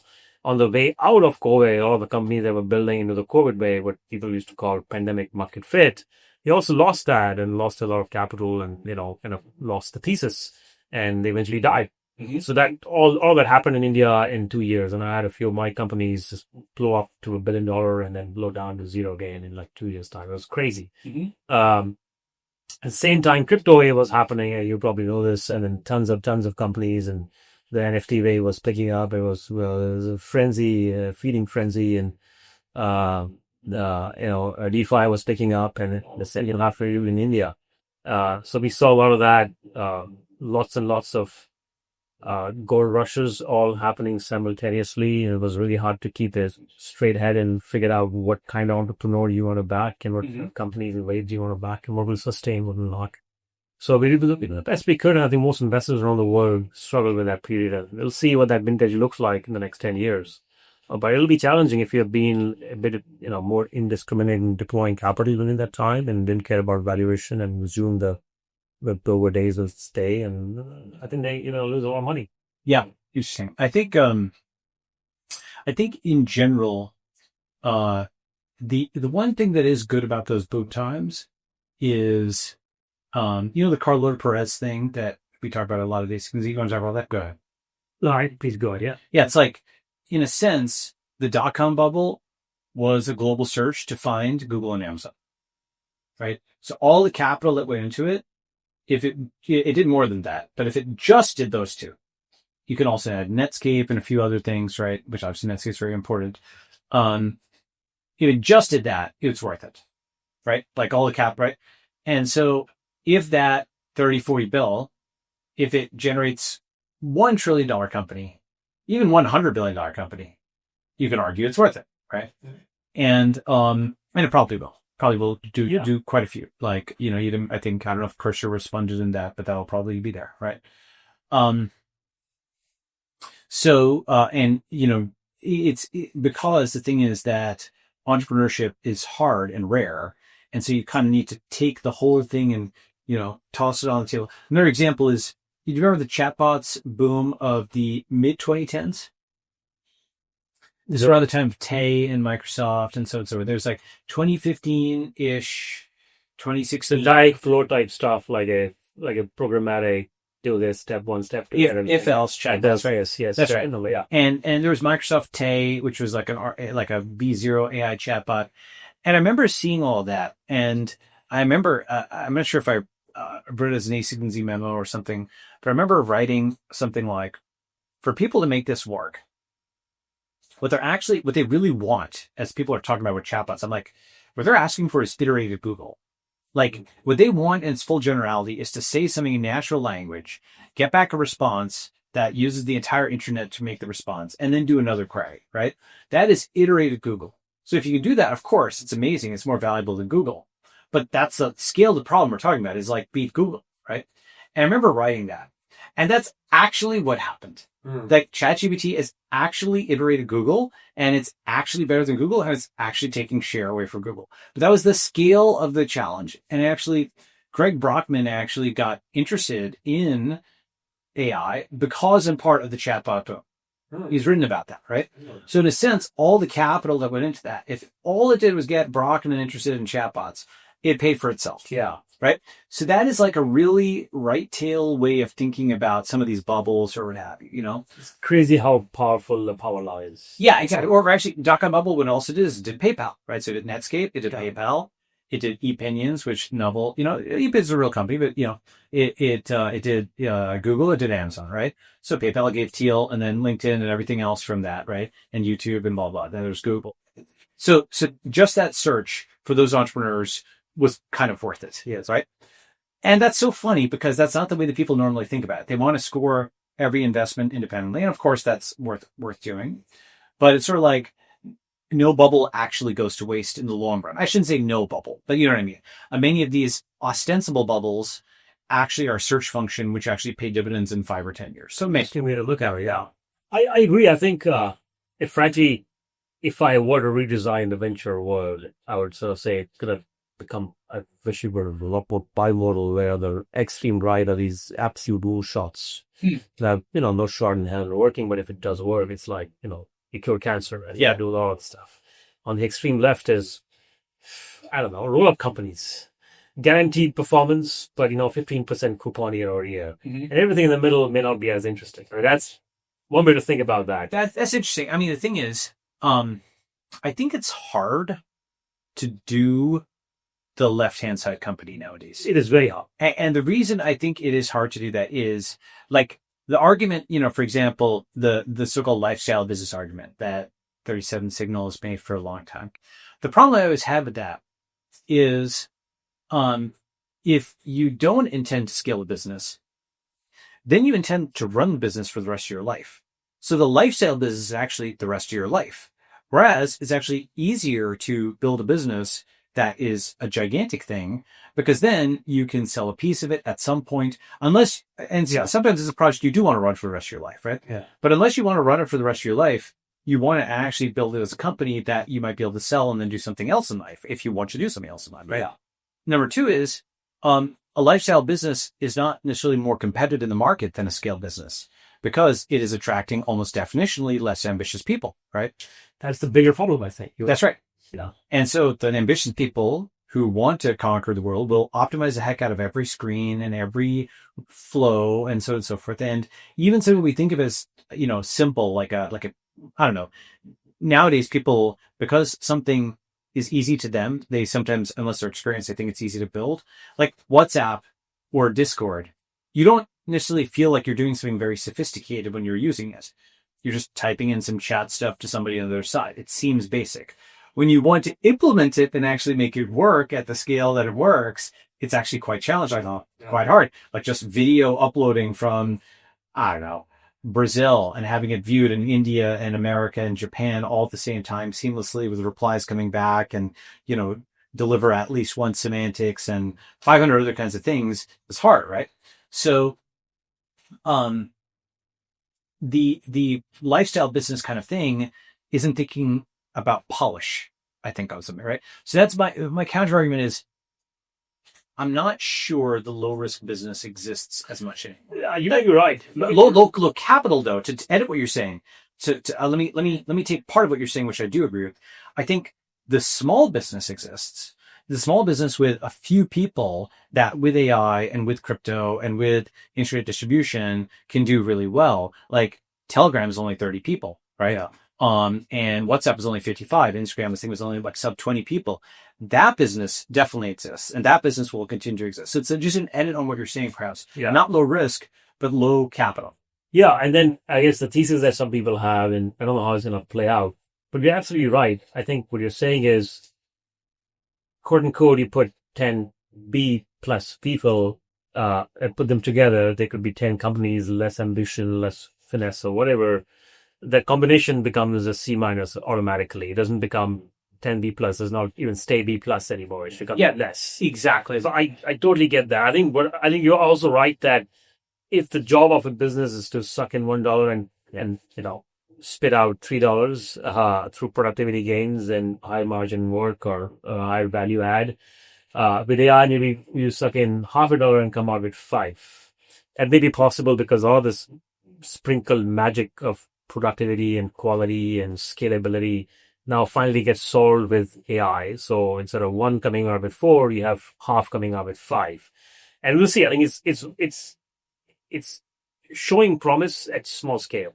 The challenge is that when you add 10, 20 of these 0.5, capital suckers and will 50 come out at the other end, we'll see. The big thing about AI is, there's a lot of big things, but the fact that it has scalability and consistency and low price, even if it does make errors, is still so insanely valuable because you are just hyper deflating the cost of the legal consult from a lot of people. I think I don't know. And you have a lot more resilient P&L. What happens today, if you're building some of these old school businesses, you are more people heavy. So if you don't control demand, which small businesses don't have a lot of control on. Actually, just go ahead and finish what you're saying. I'll say something. So you have a fixed cost. You have people sitting on the bench and there's nothing to do, figuratively speaking. But with AI, and if you have agents doing the job, and at one point it'll be able to do pretty much end to end of a variety of things. Okay, I'll come back to okay, good. And then what happens is you can just purely focus on scaling demand because supply can scale infinitely with demand. So you shift your fixed cost into an operating cost. You lose operating leverage, but you are essentially scaling a business with the exact same a repeatable, scalable, predictable cash flow profile. The moment you get 10x demand, you can copy paste 10x agents with the same quality of service, and the cost will become variable because now you're paying more for infrastructure for 10 times more agents, but you are essentially in lockstep with demand. The demand goes out, the customer says, "You're not good, I'm gone." You can kill those agents and you're back to lockstep with the demand. So your revenue and margin profile stays pretty much in lockstep. But you are a lot more resilient through the cycles, which is important for a small business. Large businesses obviously control all of the stuff. But anyway, that's what we're starting to see now happen because of AI. But yeah, please. Yeah, so I think the only part I may disagree with you on that is the end-to-end part. I think it depends on the task. So if it's a robot placing things, that is something where the verifying of whether it's placed is easy. But many other tasks, it's actually middle to middle. So you will have to prompt it and you have to verify it. I see. But AI is middle to middle, and then you take care of the ends. You do And you can't scale that, what you say. Yeah. So basically depending on how much the middle part takes in any process, the part after prompting and before verifying, that now compresses to prompting and verifying. But it means, for example, as a coder, you have to specify it, and then you have to review the code at the other end and then integrate it, right? And that's like the job of an engineering manager is actually higher skilled than somebody who's an engineer. And so I'm not saying it's not a productivity winner, it is, but it is amplified intelligence in many ways rather than fully agentic artificial intelligence, right? So the smarter you are, the smarter it is. But I will give one analogy. Ugur, you say something. I was saying that prompt and verify loop, I think it's a shifting window where things you have verified, prompted and verified enough times, we get auto-verified and auto-prompted. So the question, in the last 2.5 years of AI, since the ChatGPT moment, I don't feel that's true yet. For coding, it's beginning to be true. Well, I think the verifying part is still hard because actually, let me be more precise. On the front end, for images and for video and for front end code, that you can verify with a different thing, which is you verify with the GPUs from your eye, from your brain. Or you instantly see something is wrong because it's like two hands or it's got a messed up button or something like that. So that's where verifying is cheap. But on the back end, for logic, for database code, for crypto code, security code, that is actually where verifying is expensive. Maybe we can turn it into something which is visual. And so you can visualize it almost like, for example, an audio file. You can turn into a spectrogram and you can see if there's some giant spikes of amplitude and that looks broken. You can quickly see it with your eye, but you can't quickly listen with your ear, right? Yeah. So it's possible we might be able to, for example, generate some visualization of the code so you can quickly visually verify it. That generation itself has to be deterministic code rather than probabilistic. But that's why I divide. I'd say the front end stuff, the images, videos, that's what AI is amazing for because the verifying is cheap.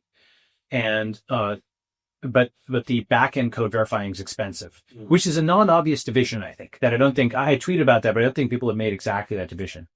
I give another analogy, which is many businesses for a long time, until basically the 80s, they were doing their accounting with piece of paper, not spreadsheets. So the instruction of spreadsheet compressed that whole middle step of adding up all the numbers. They used to have a mailroom at companies rather than email, and then the instruction of email just basically took that completely away and it pushed it to other things. And as another example, when running a clinical lab, because we started it in such a way that it actually had a database at the core, I could run a query and it could just give out all kinds of analytics and stuff like, which variants were present with which other variants and which insurance companies and all this kind of stuff that it cost millions of dollars for a traditional clinical lab to try to find those analytics on some process. For example, bottleneck identification worked as follows. Because every station in the clinical lab, when you create a record in Postgres, you get a create an at timestamp for free. Mm-hmm. That meant that later when we had, we wanted to improve turnaround time, we could take every station 1 through station, let's say 20.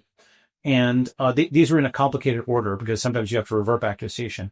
You could take a sample and you take its created at timestamp at all these stations, and you can make a graph of the sample moving through stations. Then every edge between them, you have the time that it took, and you can start making a histogram of like, oh, did this have a long delay at times, right? or does this have a high variance? So you can make the edges wiggly if they're high variance. You can make them red if they've got a long delay, and so on and so forth. And this fashion on a big monitor, you can instantly visualize all the delays. And you're like, oh, right there is the highest variance and slowest step. And we need to add 3 more picogreens or something to parallelize that, right? So that kind of analytics you couldn't get. And so that's how I think of AI becoming the brain of many companies, right? Lots of processes that were previously as manual as a mailroom or previously as manual as counting of numbers. Though AI just takes care of that middle part, but then you still have to kind of do the end caps. Yeah. Interesting. Yeah, it's interesting way to look at it. We've been thinking about this quite a lot. And I think of, again, yes, that I'm not diving into AI, which is fantastic. You're familiar with formal theory, right? It's almost like formal verification. Formal verification, right? So you almost can verify the output within the system itself, so you know it's actually accurate. And I think it's an NP hard problem because you don't know what other accuracies are there that you're not covering because you're not programmed to measure it.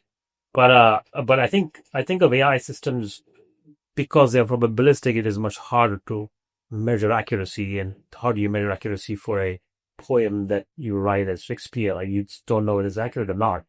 It's a feel, it's a vibe. But I think the next revolution of AI will happen when you are able to formally verify output and quality of output in a way that closes the loop on the prompt that begins the production of the tokens that you see as photos, videos, or whatever. What does that mean? Most AI systems today are actually open loop systems. They're not closed loop systems. Take, for example, Clay.ai. Fantastic company. Many of our companies use Clay.ai. It takes inputs from, a CRM, a Sixth Sense or a Zoom Info. It'll do some research. You can figure out, this person, Hemant is a VC here, age, whatever, gender, whatever, living here or there. It'll write me a beautiful customized email to me. It'll write 1 million copies for 1 million people and then pushes into a HubSpot. And HubSpot does the programming and has the campaign management. Yes, but the problem is now I don't want to read those emails. That's another problem to solve. There's AI to sort of fix that. But where does the loop get open is that now these emails have gone to HubSpot. HubSpot puts a tracker in there. It puts a headline in there. No, I know. But what I'm saying, though, is when AI increases the generation of stuff to such an extent, it'll break that channel that was working. And I don't even read email anymore. And then instead, I kind of don't already. Basically, someone's like, oh, I sent you an email. I'll go and look or whatever. And so instead, you go to other channels that are high trust channels if people don't have the number to or something like that, right?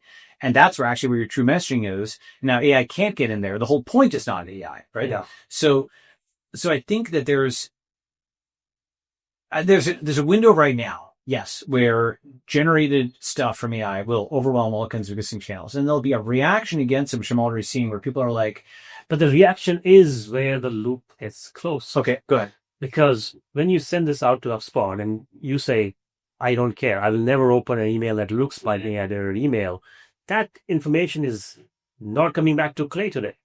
It's staying in WhatsApp. It's staying. Sure. Yes. So they have put the trackers in. They don't know what kind of subject lines people open and what times when you send it people open, or do you have it in HTML or with NVIDIA embedded in it? And HubSpot knows. So Clay does not know how to improve its AI, how to make it better so you open it tomorrow, day after, 1 year later. Mm-hmm. So that loop never gets closed. And these are software loops that are easier. Fair. That's true. So one part of that I do agree with, which is the closing of the loop in terms of open rates and so on. But the other part is just that systemically rates will trend down as people are increasing the number of their AI, like emails getting sent out. And I think you're going to start. So the complement to that is going to be crypto, because you can charge cryptocurrency for emails now, right? And we could do that. And I had a company. And I wanted to say more about a company. How is that? Well, so I want to do the V2 of that, right? Basically, because I think tasking is going to become a big thing. But the reason for that is I think AI makes everything fake, crypto makes it real again. Crypto sets up hard digital borders that AI can't cross. Like AI cannot fake the private keys for a cryptocurrency. AI cannot pose as something with a crypto identity. AI cannot manipulate on-chain data. For all of that, this is it's like a hard digital border that these AI agents can't bust, right? So that's what you can count on the internet are blockchains that are unhackable. And then that, because that's like a hard surface, that actually becomes the verifiable internet, which is Web3 or the verifiable web. And then Web 1 and Web 2, Web 1 is like, the World Wide Web. Web 2 is like, let's say the social web, right? Web 2 is becoming closed because X and other things need to stop AI scraping. And then Web 1 is becoming spam, right? And so you get spam or paywalled, closed, and then you have Web 3 be the open web, the cryptographic signed web, right? And I think that's where we're going to go. What's the intersection of AI and Web3 that you see, like a use case section? Like it's kind of, yeah. So there's a few. Well, there's some that we're working on, right? But so the one that's out there in public that everybody knows is AI agents using crypto to pay for things, because crypto is currency of the internet, right? Since it works across borders, and an AI agent can boot up an address, pay another AI agent who can receive it, right? Yeah. So just that alone is like clearly a big thing. And AI agents can sign smart contracts with other AI agents. So any kind of automate trading, or transactions, cryptocurrency will be the way that AIs, go and buy things. So an intelligent agent, which people talked about in the late 90s, you needed both AI and crypto to be at scale. You need crypto so that everybody could accept the transactions across borders on the internet. You need AI agents to be able to go and swim the web and find those things. So that's one piece. A second piece is, and I think this is most interesting for me, is on-chain data as the thing that AI can't falsify. So like the verification step and so on and so forth. So that to me is what I call like the ledger of record. Like rather than the paper of record where it's just argument from assertion, you have cryptographic verification. And right now that only works for financial facts, because financial facts are going on chain. But the blockchain is actually, the crypto more generally is the number 4 market in the world. You know that? Like number 1, NYSE, number 2, NASDAQ, number 3, Shenzhen, number 4, crypto, right? And it's quickly gaining. It's going to become number 1. Like internet capital markets will also be Indian capital markets, right? Like the way I look at this, and this is a 5 or 10 year thing, but it's not more than that, right? We now finally have the on-chain dollar, right? On-chain fiat. That's going to mean you also have on-chain, not just currency, but on-chain equity and on-chain fund interests. So very soon, every internet company will have an internet equity. For almost 10 years, this was pathologized because of the SEC and their jihad against crypto and so on and so forth, Gensler and all these guys. And they'd always be like, is it a security? And so on. They'd like, but the obvious point is you wanted a legal pathway to put a security on chain. Right? And that's not dishonest or anything like that. It's like saying, don't record your securities in an Excel spreadsheet. You need to do it on a piece of paper. So you went from, a piece of paper to a cap table, right? Why can't you go to a coin table? Obviously you should, because that is kind of like, the intermediate step is like Carta or AngelList, which are great things, right? So you go, it's almost like the ascent of man, the caveman is like, actually the caveman doesn't have a company at all, right? Then you got piece of paper or, then you've got a cap table and spreadsheet. Then you've got Carta, right? Or AngelList, which are great companies. And then you've got the on-chain coin table. The advantage of this is, something I didn't actually realize. Arguably until crypto, international law, international trade did not exist. You know why I say that? So let's say you're an Indian company and there's like a Brazilian company that you want to acquire, right? How many people speak both Portuguese and Hindi? Not that many, right? Okay, maybe speak English on both sides, but how many people have done Indian Brazilian acquisitions or Indian Paraguay or something like that? Not too many, right? So what people end up doing is they use a U.S. company as the adapter between the two, because U.S. did enough business with both of them. They use U.S. law. And so this way they make it work. So the U.S. actually turned out to be the central hub. They reduced it to a hub and spoke problem rather than a peer-to-peer problem. The other country that increasingly but Chinese people could use is China, where they can use that because that also does enough business with both countries that there's some bilateral thing. A Chinese company can buy this one and sell this one or something along those lines, right? But now with crypto, you have global rule of code. So eventually that, just like when you came to India, you had global mail, right? Because your mail just worked, right? And you had global movies and you had global media, your Twitter just worked, everything else just worked. You will have global money. And global entity. And global entities. Exactly. Because if you think about what is an entity, first you have Bitcoin, then you have stable coins, and then so you have all the transactions on chain. And then you have all the transactions on chain of a company. Once you have all the transactions, you can generate financial statements. Once you can generate all the transactions, you can also have the cap table there. So the cap table plus all the transactions plus all the smart contracts, that is what a company is, right? So you have an on-chain entity, and it actually lives on-chain, and that floats above, and you can port it between jurisdictions, right? Just like you can port everything else, right? The reason that's harder to do than all the other things we've done before is it is like a group of people. It's like law, it's money, it's like high stakes stuff, but we're getting there, right? And I think that's going to be one of the most important areas for Indians, but actually anybody who's not in the US or China to really invest in. Actually, frankly, lots of Americans and Chinese will benefit from it as well. But especially if you're not in a quote, in a country that is contending for being the global number one, you want crypto because it protects your rights online. You know what I mean? Right. And it protects your rights abroad. It gives you like currency that can't be seized. It gives you contracts that can't be unilaterally abrogated. You're like a first-class citizen on the internet, even if you're a second-class citizen in America. That's like a really deep point. Like, people can mess with your H-1B visa. They can make it hard for you to start a company or something like that in the US. They cannot make it hard for you to move your Bitcoin. Yeah, you were saying, I think at some point in time, your wallet is your passport. That's right. Right. And yeah, look, I think it's starting to really play out.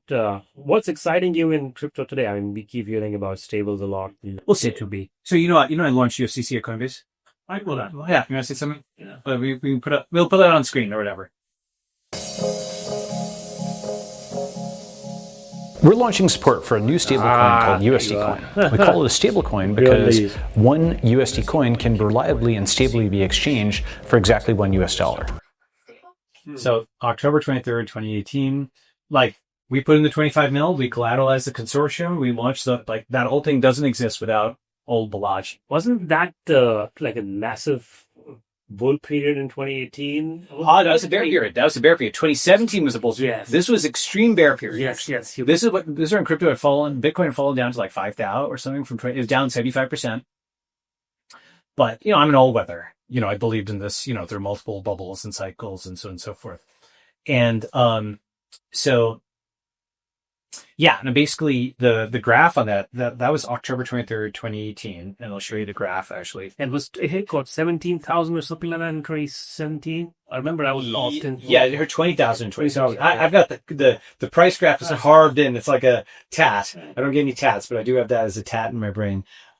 So here is so USDC. Let's see if I can show the exact area.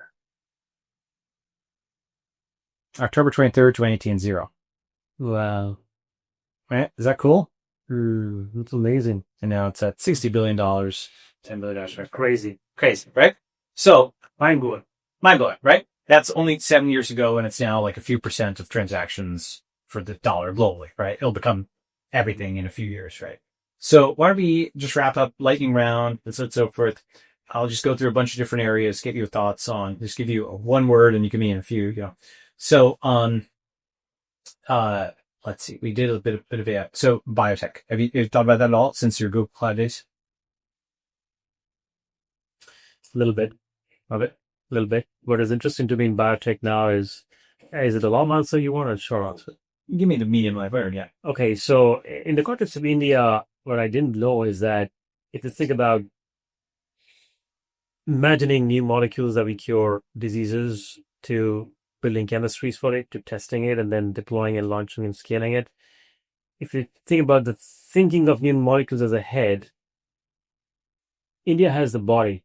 It doesn't have the legs yet. The body is turning those ideas into chemistries, trying it out, and then doing animal tests, and then first layer of human tests, and then pushing it back. And they push it back to a Pfizer or a Moderna or whatever the US. And then they cover legs. They have the brains. They tell an Indian company what to build, and here are 5 or 10, 15 chemistries you should build, and then go test out. And then it's near, second stage human trial or the approval stage, then it gets pushed back to the US. They finish the process. And for cancer, it'll take 5 years. For something simple, it'll take a few months. And then they go prioritize, package, sell, manufacture, and sell. With LLMs now, what we are starting to see is there's a recent paper that came out of Stanford 2 months back, is that they tried out 75, 76 different modalities and figured out, I don't know, binding efficiencies for each of those for certain diseases and all that. And then they came up with two chemistries in 6 weeks, what used to take 2 to 3 years.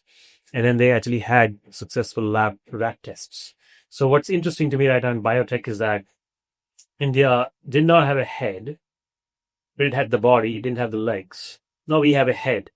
So you could then build a fully integrated biotech company out of India that does not yet know how to productionize and sell and package it. But what they would do is, what used to be called, I think, mostly like contract. CROs. CROs. Yeah. Now you don't have, you can take the CRO that. You can design your own drugs, manufacture, and as you push it back to the US. This is similar to how China started as like just just like a low end thing, and then eventually it went up the value chain, and actually the CEO around China. And so correct, that's right. That's interesting. Okay, that's good. So media. So one of my theses is India becomes a media superpower, but in the following sense, not in the sense that Bollywood takes over the world, but rather that Indians are very good at content creation and become a larger and larger and larger percentage of content created online. Let me know your thoughts on that. Yeah, they're starting to see it. We actually have backed a few companies that are essentially content creators, young kids that are creating content and then publicizing it. So India is so digital native that many people are choosing to do it as a primary job. YouTuber is becoming, a cultural phenomena. I do think, like I said earlier, Indians are the best exports. So I'm trying to see Indians show up in movies and TV series and Never Have I Ever and blah, blah, blah. And that was not normal 5-10 years back. Now we're popping up in big movies. So this familiarity with the culture and staying in face, I think, is quite interesting. And now the content that is getting created in India actually can potentially get viral in the US. We're seeing it in gaming as well. There are culturally relevant games about Mahabharata and Ramayana. They are getting popular in India. The question is, like the way Tanka is popular everywhere in the world, and we play games with the Norse god themes and so on, can that ever go expand beyond India and become a popular theme in the US or in Japan or Korea? I mean, that could be interesting to see. Same with comic books. India has a really nice comic culture. It's kind of died out over the last 10-15 years, but it's picking up again with F2-like companies coming up. And AI is helping that wave, and then they're all very culturally Indian. And then can you export that to the world, right? Indian stories. You have a company called Pocket FM, and the guy essentially was traveling in Indian railways, and then Indian railways have, these are all 7, 8, 10-hour journeys. You would have these tilawas, the guys that sell pocket books, pocket novellas. They're spicy stories, romance, horror, love, adult fiction, adult fiction. So he was reading, realized that I could convert this stuff to audiobooks. And he converted these to short form, but long episodic audiobooks. And it just took off. It's a company called Pocket FM. And they make $250 million revenue now. 70% of it is in the US. Indian company building, designing new short form novellas, spicy stories. And it's basically, though, at global quality. That's quality. It's not like Indian accent. It's not Indian only. That's the key thing. It's Netflix for audio. Yep. And now they're layering on AI because, initially you would have to have humans sitting in a podcasting room like that to, capture their voice and tone. And there's 40-50% gross margin. Takes a long while. There are contracts that you have to do. Over time, you just get to 90% gross margin by just using AI to create different synthetic voices in any language. And then the interesting part of that is you can experiment in India because the population is large. And interestingly, if something spikes in India as a story, it actually spikes in Germany, except then you convert it to Germany, to German. But it's the same 7 or 8 stories in the world that keep playing out: love, loss, grief, ambition. It's culturally similar enough. See, what's interesting about that is I do feel China's a Galapagos Islands where the animals are different there. The ecosystem is different, right? Like, for example, Meituan is like a huge, the equivalent of Groupon in the US became a much bigger company in China. So they had almost like a different evolutionary tree. Have you ever been to like Socotra? No. Socotra is like this island in the Middle East. Yemen, right? Near Yemen. Yeah. That has a totally different set of trees and the baobab trees and all that. Yeah, exactly. To anywhere else in the world, right? And so it's like a different use. So China's like that, where stories that take off from China or vice versa don't necessarily happen in the rest of the world, and et cetera. it's relatively rare. There's a story, but India's connect enough because it's English that it is correlated with, let's say, Germany. Yeah, and that's an 95. Yeah, that's another thing that's happening in India. It's quite interesting. Okay. All right. Let me do 2 or 3 more. Space. ISRO has actually done surprisingly well. Low cost launches are a thing, and so on and so forth. Tell me, have you thought about space? Or actually, Udnikul, me and Sriram and several other people invest in that. You know that one, like a space. Yeah, we know them very well. Yeah. Fantastic company at Nicole Skyroad. We invested in a company called Pixel Space to raise about 95 million. Oh, great. They're building hyperspectral satellites. They can. Sorry, I didn't know if they were a competitor with Udnikul or something. Oh no, they're not. Yeah, they might use Nicole's to go launch Okay. because they don't do the launch stuff. They do the satellite and payload stuff. But yeah, very cutting edge. And we were the first institutional investors in any space company 4 or 5 years ago in 2019. And now I think we have hundreds of companies building space. And again, if you think about Hundreds of companies building in space across launch vehicles, reusable launch vehicles. There's a company called Ethereal X that does incredible stuff. There is propulsion systems, there's ground station, there's telematics, there's satellite building. So this is a place this is a sector you invest a fair bit in? Or at least you're aware of? Yeah, we are very much. We are really. I don't think I could rattle off all of those different subsections like you just said. Yes. Yeah. So we are pretty deep and sophisticated thesis around space tech because the ISRO talent base is so strong, and then the young entrepreneurs coming out of the woodwork and join hands, and then how much Indian government pays ISRO is peanuts. So once they've done their duty, they learn their lessons, they learn their skills. They are very happy to go work for a private company now. Interesting. And yes, the ISRO as an institution is also very supportive. They are offering labs for free to test out, do thermal testing, vibration testing, space readiness testing for satellites. The rocket is quite amazing to see.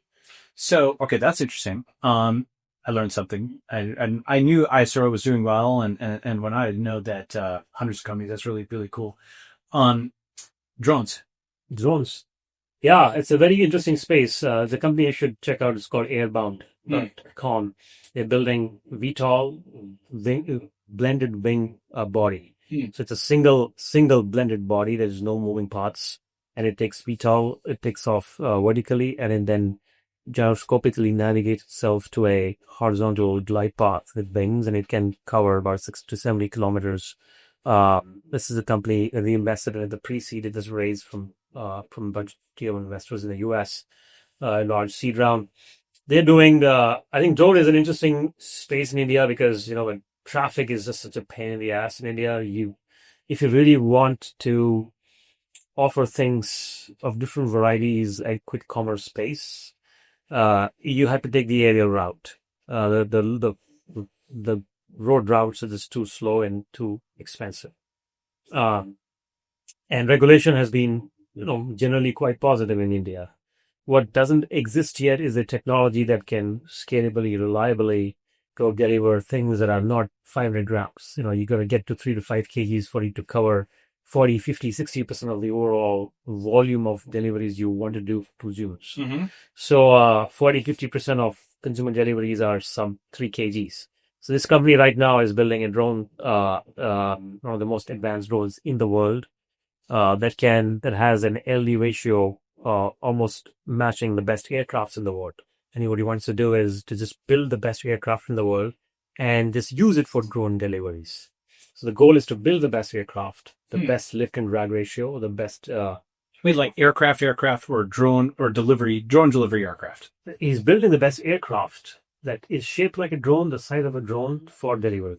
So custom build for deliveries. But the goal is to build the absolute best aircraft. Is drone delivery? I know drone delivery is actually live in China now. Yeah. Right? Is it there in India? Yeah. He's doing pilots in India right now with a large healthcare system. What is happening in India that people don't know about tech-wise?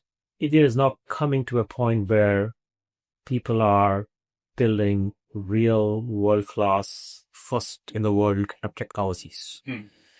The drone was an example of that. The satellite companies, rocket companies are examples of that. And there are many more that are coming. Semiconductors and stuff that we're looking at seems like it's very cutting edge. So there is absolutely intent, and there's capital available, and there's talent that we believe is going to land India in a place where we are we're doing de novo innovation, that if it works, it can actually really reshape industries. Mhm. That wasn't true 5-10 years ago. And I would argue we still are a uh, minuscule percentage of what I think the contribution to global ID is. That needs to change, and I would love for that to accelerate. And I'm trying to do some things to make that much faster. But there are small pockets, there are fewer pockets, but there are very deep pockets of innovation that are absolutely mind-blowing. With this company that we just talked about, you're coming with people that are leaders and senior developers at Tesla, at SpaceX, Google's Wing, which tried to build exactly this 10 years ago and couldn't. Anural's drone team lead is with us in this one at a bunch of. So this stuff is really cutting edge. So I think there are more and more pockets of that with young first-time founders. This kid is 19 now. When we invested, he was 17. There are more people like that coming out of the woodwork. I think people don't know this. And I would love for that volume of people to be much more and back them more. And I would love for more people to know that there is stuff like this coming out of India. You're not a software-only nation. We have a back office anymore. We're not just a consumer internet and e-commerce country. We're all of that, and that's also deepening and broadening, but we're also this now. That's really awesome. I think I don't think people. Again, I think it's still underpriced. I think that story, like this kind of stuff, is awesome. That's like world class, right? And I think the world class stuff, people kind of knew Indians individually were doing that kind of stuff, but I don't think they realize how much of a, for lack of a term, not even bench isn't even the right term. How much in reserve there was within India. Yeah. Okay. Awesome. Maybe with that, by me. Absolutely. Great. Cool. Thank you, Bob. Yes, I spell, yeah. Great. Good.